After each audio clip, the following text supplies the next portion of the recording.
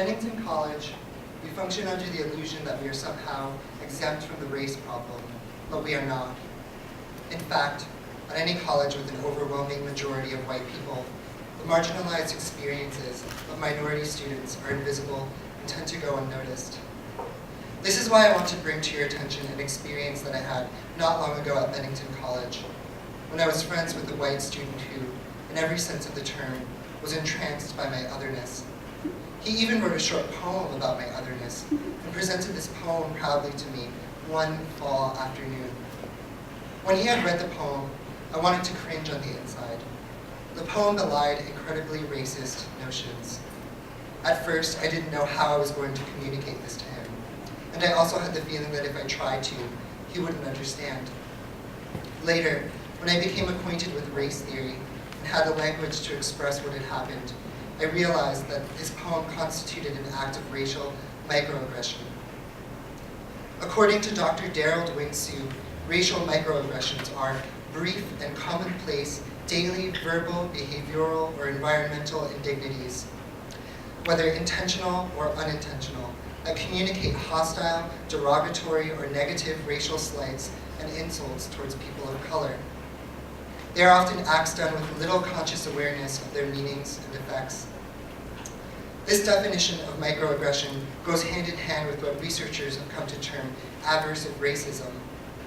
Aversive racists are typically white liberals who consciously display egalitarian and progressive values, yet, in their everyday actions, still have an undercurrent of anti-minority feelings which are less conscious and generally covert. I hope that by introducing this term and its definition to the community, you all will realize that a progressive-seeming institution is not exempt from this category. When I begin speaking about the poem, you all will see the myriad of ways in which these two terms pertain to my friend, and will realize that even when you seek to compliment someone, the meaning that actually comes across can be very different from your intended meaning. Before I begin to talk about the poem, I want to emphasize that this is not an isolated incident, and that the poem is only one example of how microaggressions and unconscious prejudiced attitudes can carry over into perceived compliments. Now, onto the poem. To my Latina housewife, I have yet to meet a man who so willingly cooked me breakfast every morning. Yes, my brown child, my ragamuffin, you are the most abstract and luminous of the Dominican poets that haunt your town. I want to preface my talk by saying that it is easy for one to get caught up in the poem's romanticized and passionate language, and to forget that the poem sets up all kinds of problematic dichotomies related to race and power. Very obviously, the poem is meant to be a celebration of myself and my friendship with its author. However, the setting and certain words call into question the author's intentions, or rather, they reveal hidden cultural truths. When my friend recited this poem aloud, I had to ask myself, what is really being celebrated here? For the housewife rhetoric calls to mind the dynamic between master and slave, and the dominant image is of a husband luxuriating in his man-wife's servitude. His use of a language points to the fact that he is, culturally, in a position of power. Notice that he repeats the word my throughout the poem, and how this implies, not so subtly, that he is my owner. I would also like to draw attention to the author's confused slights to my intelligence, especially when he refers to me once as a child and again as a ragamuffin.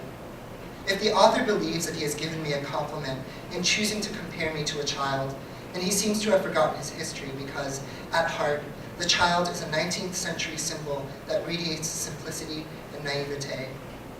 Furthermore, my transformation from a child into a more specific kind, the ragamuffin, also suggests an economic slight, because a ragamuffin is a person, typically a child, dressed in ragged, dirty clothes. By naming me housewife, child, and pauper, the speaker of the poem is now husband, father, and rich man to me. When the author describes me as abstract and luminous, he wishes to imbue me with a sense of otherness and mystery. But more than this, to call me abstract means that I am capable of abstraction, of thinking. Here he has perhaps highlighted my intelligence, but this is not a compliment, because in choosing to compare me to all of the Dominican poets that haunt my town, he effectively singles out my intelligence as compared to the rest of my race. I sincerely hope it was not the intention of the author to say that I can be abstract and luminous despite being Dominican and brown. Here also, we find the idea that because I don't fit into the stereotypes of my own race, I am somehow praiseworthy.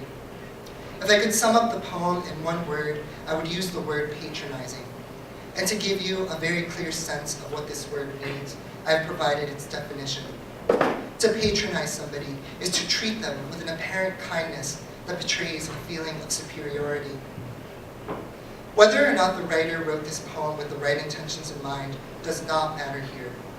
To be offered such an unflattering portrait of myself left me feeling demeaned, demoralized, and nonplussed, to say the least.